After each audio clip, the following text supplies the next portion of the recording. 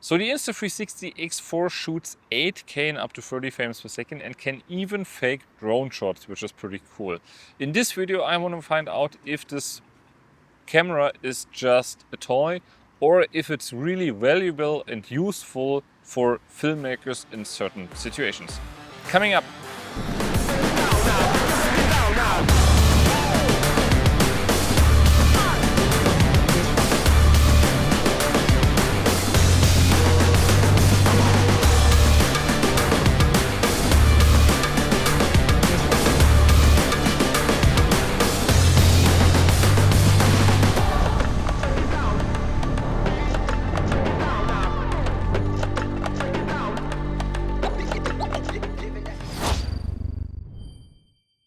Hi guys, my name is Paul. I'm a German-based cinematographer and this channel is all about filmmaking, gear reviews, but also DaVinci Resolve tutorials. So if that's something that you're interested in, consider subscribe. That really helps the channel. Thank you for that. So the body of the S4 is long and it's a little big and it's also heavier than a GoPro, I would say, but everything on this camera feels really well built. Also the battery, the screen and everything feels really high premium, and I also like that they have also included this little case here, which is pretty cool. We also have a thread on the button to mount it to different accessories and options. And overall, this body here is also waterproof up to 10 meters of depth, and you can also buy an extra case to get up to 50 meters if you want to. But overall, this thing is weather sealed and works perfectly fine, and I like the build quality. So the Insta360 has some pretty unique features. One of them is obviously the removal of the selfie stick if you use it like that. So with that you can even fake drone shots, which is absolutely insane actually, and you see it also here in these images. You can really go creative and it always removes it like that. And also the stick itself is pretty sturdy and well built, I would say. Also, the stabilization on this camera is absolutely amazing. You also have gyro data on this camera to stabilize it even further if you want to. But overall, the stabilization here in this camera really works superb. And also, yeah, the biggest feature obviously is the reframing and the stitching. But you obviously need to make sure that whenever you point the camera at something, that there shouldn't be anything in front of that which basically covers it. So make sure that there's line of sight to all of these lenses, and then you're basically good to go. And as I've already said, guys, but the perspective that you get out of this camera is just, for me, absolutely mind-blowing.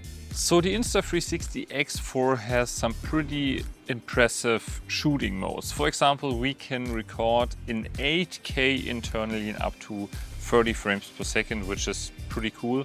We can also do 5.7K in up to 60 frames and 4K in up to 100 frames, which is for this pretty camera, and all of that in 360 is pretty impressive. They also have a 5.7K plus mode, which goes up to 30 frames per second, which is basically, I think, a downsampled 8K version. So you have the full downsampled 8K, but in 5.7K gives you a little bit smaller file size, but with a little bit more detail, which is pretty cool. Also, the image quality itself looks really nice, and man, these perspectives that you can get out of this camera are absolutely bonkers. Really, I have to say that it's really freaking cool. But also the low light of this camera is not the best, so you can definitely see noise, even though you can make noise reduction and stuff like that.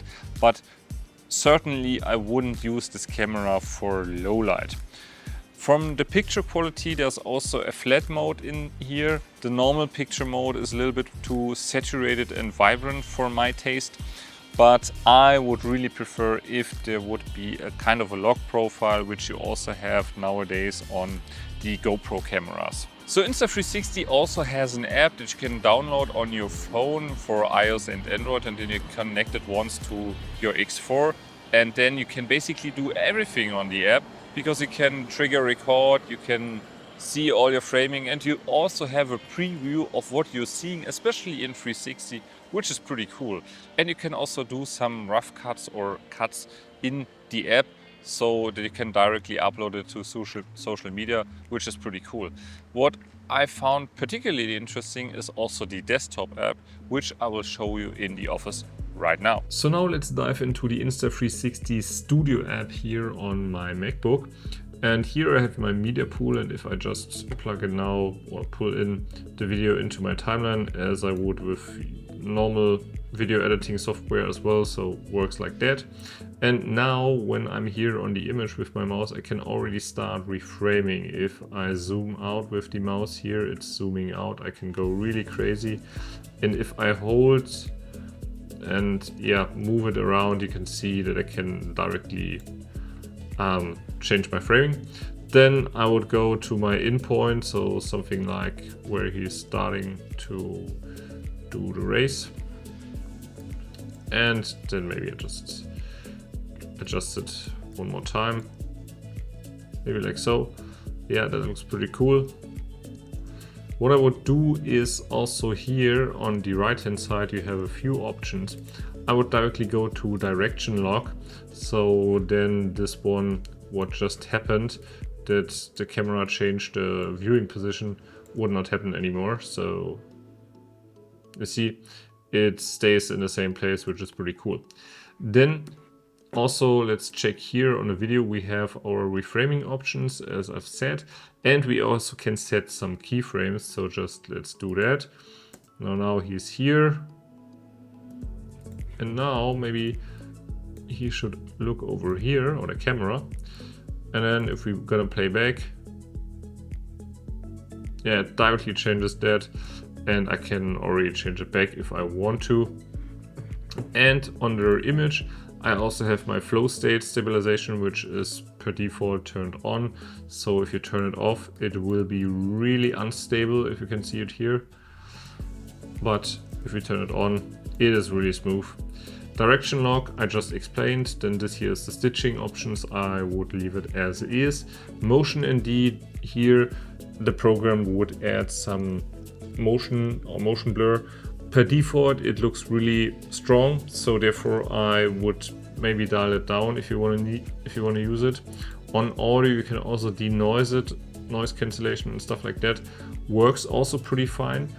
And under export, it's also pretty straightforward. I just hit my resolution, my codec, and I can also remove grain here, so I can remove noise. That's also AI based. And everything, that's basically it. It works pretty well, it's straightforward, and yeah, there's nothing to worry about it basically. So in summary, who's this Insta360 X4 really for? So honestly, I wasn't knowing what I was missing before I had this camera. I was always thinking, yeah, 360 is a nice gimmick, but that's it. But since I'm using this camera, I'm enjoying it to use more and more. So I think this camera really shines when it comes to every kind of sports, photography or filmmaking. The thing that you can reframe and keyframe the video after the fact that you've taken it is really impressive, and also the perspective that you can get with this camera is just really unique. And also for vlogging, for example, this is a really great camera, especially if with the selfie stick. But also I see it personally for me as a great BTS camera that I can take always with me and have a great overview of the set and everything I'm working on. So this is pretty cool. And therefore also, if you consider the price, obviously it's not too low, but we're getting here 8K in this camera in a great image quality, and also like the build quality and feature set and the app. All of that is just really great. The only thing that I think could be improved is the battery life, but yeah, then they have to make the case bigger or whatever. And also the low light performance, but that's also due to the small sensor. But all in all, I think this camera is absolutely worth it. So yeah, if this video was helpful for you, then don't forget to hit the thumbs up and smash the like button, subscribe. And yeah, I hope to see you guys in my very next video. And if you have any further questions, you know the game, just drop them down in the comments below. And I was already about to say goodbye. Bye.